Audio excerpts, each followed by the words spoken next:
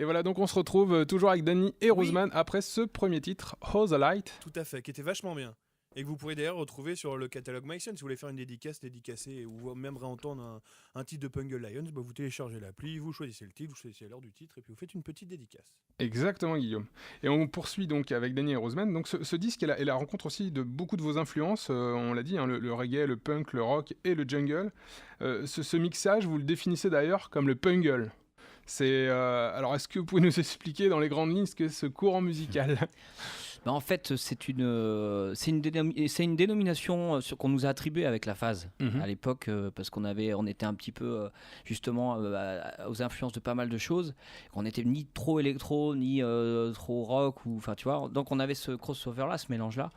Et donc pour moi l'idée de la jungle et du punk rock, enfin qu'on peut appeler pungle, elle rejoint l'idée d'un métissage musical avant tout. C'est vraiment ça en fait, c'est d'aller chercher aussi bien du côté de Kingston en Jamaïque que du côté de l'Angleterre, tu vois, et puis de faire un détour par la Californie ou l'Amérique latine, parce que quelque part c'est ce qu'on retrouve dans notre musique, mais avec notre vision un peu européenne. Enfin je sais pas comment on peut qualifier ça autrement, mais pour moi c'est ça, c'était une dénomination et que je trouvais que ça nous collait bien. Puis comme on a mis Lions derrière, c'était voilà, il y a ce côté un peu un peu raga, du coup, un peu soul. Ouais, voilà, un peu raga, soul, et puis aussi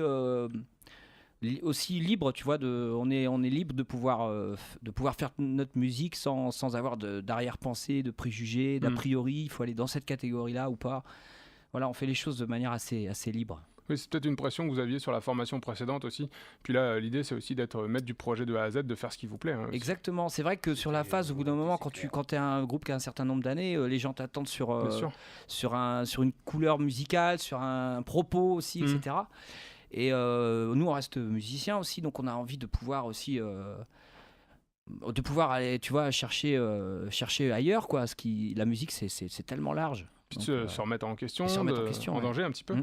Et justement, à l'écoute du disque, il y a un côté très rocksteady, très funky, très festif. Vous aviez justement envie d'avoir un côté très tranchant par rapport justement à la phase, quelque chose de beaucoup plus entraînant. C'est quelque chose de toute façon qu'on a toujours aimé, hein, même du temps de la phase. Dans le bus ou ailleurs, on écoute cette musique-là depuis vraiment longtemps, quoi. Et comme tu dis, à un moment, t'es un peu coincé dans ton personnage. Je pense que la phase, on n'aurait pas pu passer un album comme ça, ou ça n'aurait pas plu à tout le monde, c'est clair.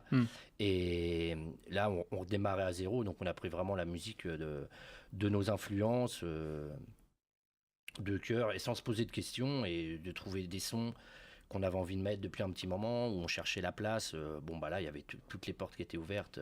Oui, vous étiez sur un champ et exactement. À vous de construire ce que... Et ce qui est vachement bien. Bah ouais, puis il y a un caractère pour nous dans ce que tu dis là, dans le côté justement, effectivement, j'aime bien les termes que tu as utilisés, rocksteady, funky, tout ça. Il y a quelque chose qui est pour moi qui est assez rafraîchissant, tu vois, et qu'on tenait absolument à voir nous, parce que quand quelque part on a pris beaucoup, moi il y avait un côté thérapeutique aussi à faire ces chansons là, c'est-à-dire que tu fais des chansons, tu sors d'une histoire, c'est comme quand tu te sépares d'une nana, c'est toujours un peu compliqué, même si on n'en parle jamais, parce que les hommes ils le disent jamais, mais c'est toujours un peu compliqué, donc là t'arrêtes un groupe, c'est toujours un peu compliqué aussi, donc quand tu repars, t'as envie que les chansons elles te portent, tu vois, qu'elles te donnent une énergie, un truc qui te revigore. Moi c'est comme ça que je sens les choses avec le groupe, et elles sont hyper agréables à chanter. Voilà. Oui, un boost, une dose de vitamines qui s'entend aussi à l'écoute de cette EP.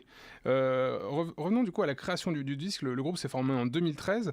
Vous sortez ce premier EP en 2014. Vous aviez des morceaux sous le coude, des compositions à vous, ou c'est vraiment tout s'est fait sur la rencontre C'est vraiment reparti de rien, quoi. Zéro. En fait, pour dire les choses clairement, moi j'avais fait quelques titres après la phase. Ouais. J'avais des ébauches de trucs, mais j'étais pas très sûr de ce que je faisais en fait dans ma tête. Et c'est Guillaume qui les a écoutés en premier. et qui m'a poussé un peu aux fesses, disant attends, on pourrait faire comme ça, machin, en m'envoyant des idées, des choses, etc. Et petit à petit, tu te mets au boulot, et puis d'un seul coup, l'excitation, elle vient, elle naît. Puis après, une fois que tu as lancé le truc, c'est peut-être ça où je m'attendais moins à ce que ça puisse donner une suite, en fait. Et bizarrement, on a fait une 20aine de titres quand même. Donc, enfin, je veux dire, sur 1 an et demi, attention. Hein. Oui. Mais on a bossé fructueux. Ouais, c'est assez copieux, mais on a bossé sans contrainte, sans pression aussi. Sans pression. Enfin, sans pression. Enfin, si, avec des pressions, attention, mais au frigo. Voilà, enfin bref. Mais il y avait cet aspect. Oui, on n'avait pas préparé le truc, mais en même temps, au fur et à mesure, ça s'est étoffé, quoi. Et dans ce processus de création, il y a des rôles bien définis. Enfin, par exemple, Damny, tu occupes plus des textes, et Roseman des morceaux, où finalement vous échangez tout le temps sur la musique, sur les compos. La base d'Amni a toujours une base qui est maquettée de mélodie, de voix, plus ou moins poussée même dans l'arrangement. Et après, quand on se voit, on dit tiens, on pourrait le faire sonner dans cet esprit-là, on pourrait mettre telle rythmique, et ça prend forme petit à petit comme ça, quoi. Mais à la base, il y a quand même Damny qui a l'écriture, le texte. Pour le jouer juste orgue et voix, le morceau existe déjà, quoi. Oui. Et on se dit, tiens, on pourrait le faire dans cet esprit. Puis après, on déconnait tout à l'heure quand Damny disait Top Chef, mais c'est un peu ça. Ouais. Tu reprends là, tu mets ça, ah ça c'est too much, t'enlèves, ah ça c'est bien. C'est-à-dire que c'est même, de la cuisine, quoi. Même il n'y a pas si longtemps que ça, comme on faisait d'autres morceaux, pour donner un exemple concret, moi j'avais un titre que j'avais maquetté comme ça, je l'envoie à Guillaume, puis au bout de quelques jours, je lui dis bon, c'est plus dans l'esprit, quoi. Et puis en fin de compte, il me dit attends, je pensais à tel titre, ça me fait penser un peu à un truc dans cet esprit-là, etc. Parce que c'est aussi ça, tu t'influences en écoutant aussi d'autres gens, tout le monde le fait. Hein, je veux dire, faut juste être pas trop hypocrite avec ça, parce qu'après ça se passe sinon par avocat interposé. Non, je déconne, mais en tout ça pour dire qu'il réécoute le truc et il me dit bon, finalement, il y a peut-être repenser l'arrangement d'une autre façon, en ralentissant le tempo, en mettant une rythmique différente, etc. Et d'un seul coup, le morceau, effectivement, il m'apparaissait complètement évident. Il revenait dans la course parmi les autres. Je me dis ah oui, effectivement, on peut faire ça autrement. C'est peut-être plus facile aussi d'avoir un regard extérieur aussi comme ça sur quelque chose qui existe déjà, sur une composition. Oui. Et d'avoir un œil différent qui vienne arranger, qui vienne apporter. Des fois de faire tu le mets de côté, tu fais une petite pause, tu reviens dessus 3 mois après et l'arrangement il t'arrive aux oreilles, il te paraît évident. Et puis un morceau que tu as mis au placard à un moment parce que tu te disais bon, sans plus, des fois en le réécoutant 3 mois après, tu te dis mais tu repenses à une idée et puis c'est des bonnes surprises. C'est bien d'avoir des trucs dans ces placards et de temps en temps faire un petit coup de ménage, tu remets, tu réécoutes et t'es pas à l'abri d'une surprise, quoi. Oui, de les réécouter avec une oreille différente, quoi. Ouais, tout à fait, ouais. Un peu de recul. Tout à fait. Et je lisais dans une de vos interviews que le juge de paix, c'était aussi le live, parce que vous avez enchaîné les dates de live depuis la création du groupe.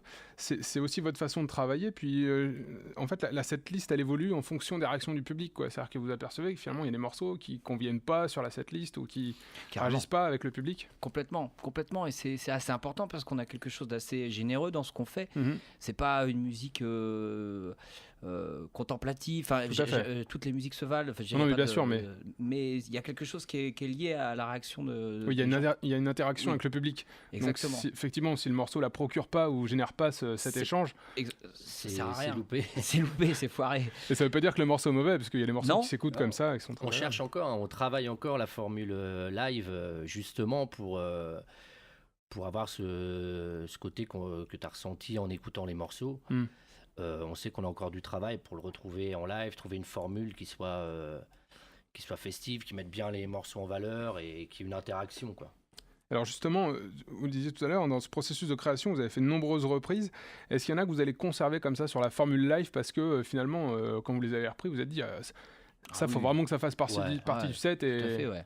Tout à fait, sans parler qu'elles font des liens avec des morceaux originaux, parce que parfois certaines font écho, tu vois, à certaines compositions plus à nous, quoi.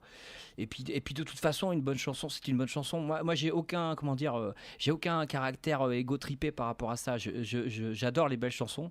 Donc, je trouve que si tu as une belle chanson et qu'en plus tu arrives à te l'approprier un minimum dans ton répertoire, il faut absolument la chanter. Bien sûr. Moi, c'est au contraire. Je trouve incroyable les gens qui ont des belles carrières d'interprètes, et parce que je trouve que c'est ce qu'il y a de plus noble en quelque sorte. Et après, écrire une bonne chanson, t'en fais pas tous les jours. Donc au contraire, quand on a des titres hyper bien qui nous ont fait kiffer à enregistrer, il faut qu'on les joue en live, c'est indispensable. Alors on trouve aussi des fragments de musique latino sur cette EP. Je pense notamment sur le morceau Zad Sunny en featuring avec Rude. Je prononce bien Rude. Mais bon, c'est voilà.